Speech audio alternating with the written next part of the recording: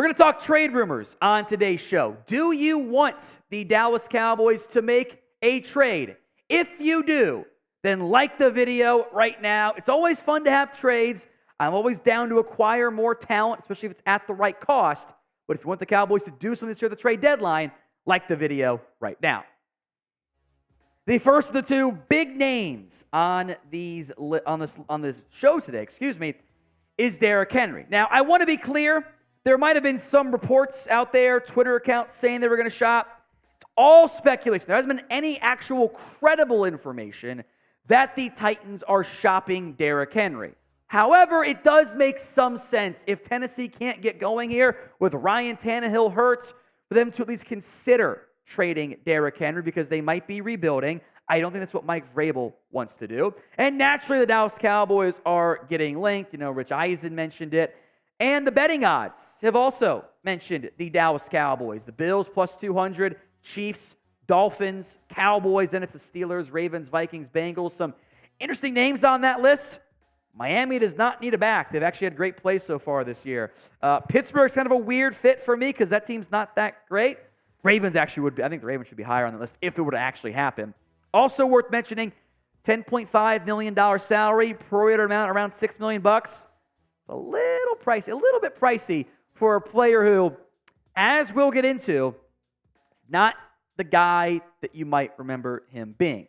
Now, Tony Pollard's numbers are down this year. I don't think it's the injury. I don't think it's the higher usage rate so far. I think it's the fact that this offensive line, as we'll get into more in depth, is not doing a good enough job of creating holes at this point. But there's no doubt that Derrick Henry would be an upgrade over Rico Dowdle, over Deuce Vaughn, over Hunter Lipke. It's a matter of what's the cost involved to make all this happen. Now, Derrick Henry, folks, it's been about 3 years in a row. Despite immense volume, he'll be a good volume player for you. He's been about a 4.3 yard per carry player. And you can absolutely blame some of that on the offensive line, although that's the whole point of what I've said, right? If your offensive line isn't good enough, running back ain't going to matter. Henry's still a good football player. He's not the best back in the NFL, or even, I think, in the top 5 backs in the NFL, like maybe he used to be. Could he be better than what he's been the past 3 years in Dallas? Maybe, but your ground game, it's not the quarterback's, or it's not the back's fault, I don't believe. I think it's the offensive line and scheme's fault so far. So more on this still to come. But do you want to trade for Derrick Henry? Why for yes you do, and for no you do not. Sound off at the pinned comment of today's video. If the ad comes here on YouTube, take advantage, head down there, and go vote. There's no doubt that Derrick Henry helps you. He makes you better. And I'm always down to acquire talent. But you have to figure out how much does he help you? And is it worth the potential cost of acquiring a player who the name brand is so powerful? I don't know what Tennessee would really ask for in a Derrick Henry trade. He's in the final year of his deal. I think the decline, at least somewhat, has begun to set in. I'll put a 3rd-round pick trade value on there, which isn't that bad, but you might want that pick in the future. You're also still not fixing your offensive line, and maybe that's a bigger area of concern for you. I also don't know if the Titans take that. If you look at any of the Derrick Henry trade idea articles out there, everything's a lot higher than that. And I get it. It's King Henry, right? In the end, I'm still more worried about your blocking. Now, look, if you can get Derrick Henry for a 5th, let's ride. I ain't ever going to complain about that. If they want a 2nd, I can't get on board there. I am more worried about your blocking. Now, very few outlets out there will track or grade run blocking. The best we can do is Pro Football Focus. Asterisk it if you need to. It has not been great. Tyler Smith has been graded out very well, and I think that's absolutely accurate. Tyron Smith is not grading that well. Tyler Biadasz has not been very good this year. Zach Martin is down a little bit. And Terrence Steele is not the guy he was. I think the change in scheme has negated the blocking a little bit right there. But I also think that these guys just aren't executing the way they're accustomed to. Maybe they just need some more time. But my concern is if you give them a big asset for Derrick Henry, It doesn't move the needle on the ground game, even though I think you can make an argument you should probably run the ball more and you want to run it more effectively. I don't know if it's a skill issue in the backfield. I wonder if it's more of a offensive line issue than anything. Today's show is made possible by Factor Meals. It is the busy fall season. We don't have the time, or at least I don't, to cook and prep and clean everything the way I used to. That's why I love Factor Meals. They are America's #1 ready-to-eat meal kit. You can fuel up fast with chef-prepared, dietitian-approved, ready-to-eat meals delivered straight to your door. You will save time, eat well, and stay on track with your healthy, or at least healthier, lifestyle. They are fresh, never frozen meals. They take 2 minutes. That's it. You heat and enjoy and get back to whatever you're trying to do, crush your goals, or, just handle the 2-year-old at home and make sure she's happy and everything. So let's do factormeals.com/CowboysChat50 and use code CowboysChat50 to get 50% off. That's code CowboysChat50 at factormeals.com/CowboysChat50 to get 50% off. Next up is Davante Adams. Now, Adams has voiced his frustration with his role and the team's results this year. Now, Dez Bryant, who also quote tweeted the quote tweet of my troll tweet that said Davante wanted to play for the Cowboys. I'm trolling. I'm not serious on that. He's again advocated for a trade, which he does for he did it for Derrick Henry months ago, did it for DeAndre Hopkins. He just wants good players in Dallas. I get it. I'm not mad at it. There are a lot of fan bases that because Adams is publicly unhappy because he wants the ball more to help the Raiders win. That's what he's advocating for, to be clear. But that has not stopped the speculation, and the Adams trade odds are once again already out there from that perspective. What's interesting is this list.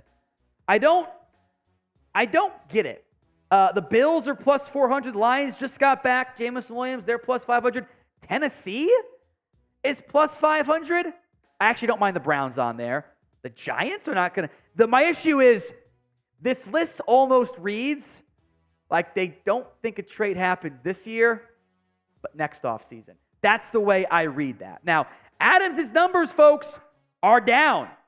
He is having, relative to his own massively high expectations, he's not having the type of year that he normally does. He is off to a down start this season, which is it's what's so interesting because he's averaging 6.5 yards per catch, or catches.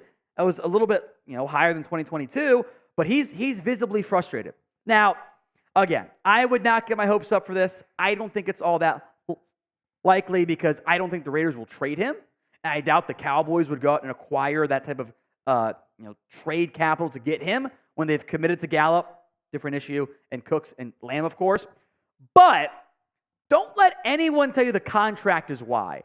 The contract is not why. Now, for the entirety of 2023, Adams' new money, like the cash owed from a new team maybe, is $6.54 million. That is not the pro-rated amount. You would owe, $6.54 divided by 17 times, let's just say 10 or whatever. That's like $3 or $4 million bucks this season.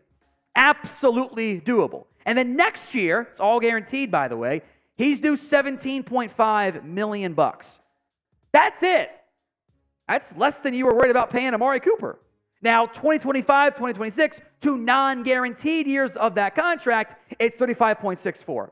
You're probably not going to try to pay that, but if you wanted to, you could trade for Davante Adams for 2 years, 22 million bucks, 21 million bucks. That's it. That's totally doable. So don't let anyone tell you otherwise. I think the trade cost is where maybe you get a bit more anxious. Now, you might get a 1. The receiver market, it makes no sense. Chase Claypool goes for a 2. Amari Cooper goes for a 5. None of it makes sense. Mohamed Sanu goes for a 2 midseason. I'm going to guess 2 2s. Also, you can't draft with those second-round picks anyway, so maybe that helps you in the long run. I think it would require a pretty premium draft capital. Maybe the first ends up getting moved. I wouldn't totally rule that. I think you're somewhere in that range. Of note, I don't think Michael Gallup has any trade value for you. I know everyone wants to throw him in the trade. Cool. It fills the body role, I guess, but he hasn't been very good.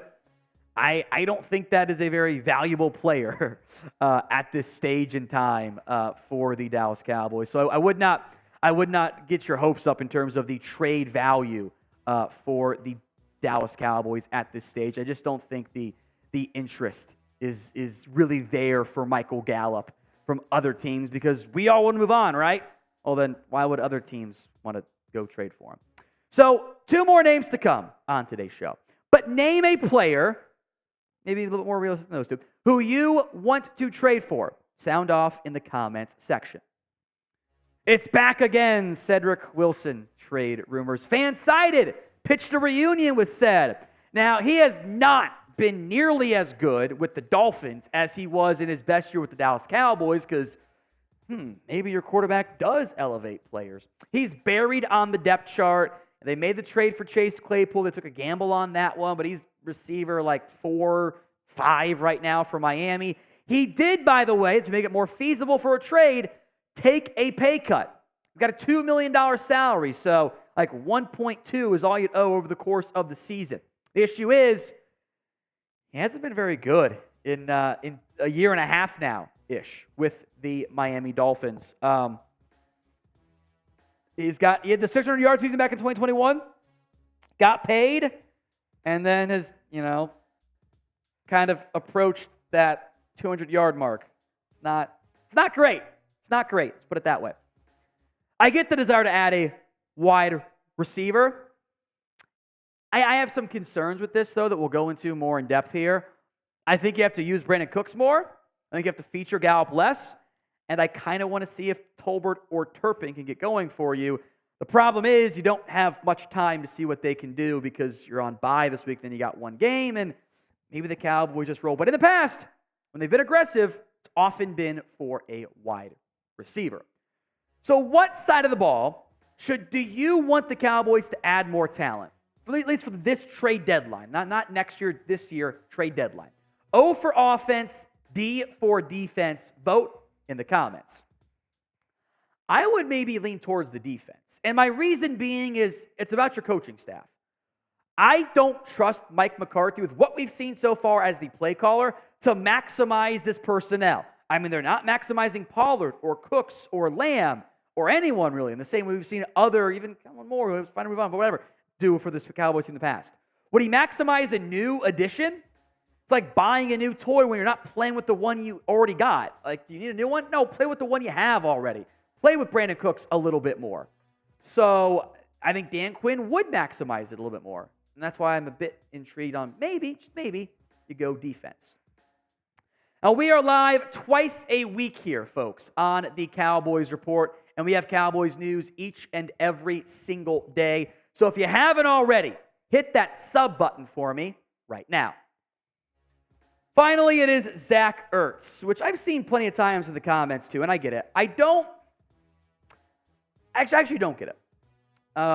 They have invested in other tight ends, and the Cowboys keep getting linked to someone like Ertz. And the contract's a big thing here, by the way, folks.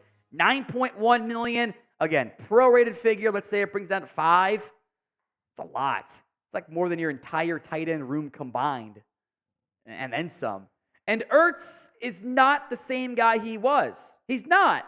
He's been banged up, averaging 7 yards a catch. Part of that scheme, sure. But I don't think you need a check down guy. I don't. I think Pollard, you do enough check downs already. I honestly would rather see if Jake Ferguson can emerge. That's what I would rather do. I still have some hopes for him. He spent a second-round pick on Luke Schoonmaker. Unless you think Ferguson is bad, which I don't think he's bad, I don't think that's where we're at. Now, Jerry Jones does love his tight ends, phrasing somewhat intended there, but you have some young options. In theory, Peyton Hendershot can come back this year as well, and most importantly, that salary has got to be tweaked. It is not going to work at 9.1, prorated 5, 6, whatever it is. That's kind of a non-starter for me. I think it'd be a cheap trade. It makes sense for Arizona to shop him around. I I have my doubts about whether or not the Cowboys are the great. I wouldn't be mad at it, but not like, oh yeah, you got to go get him. You know?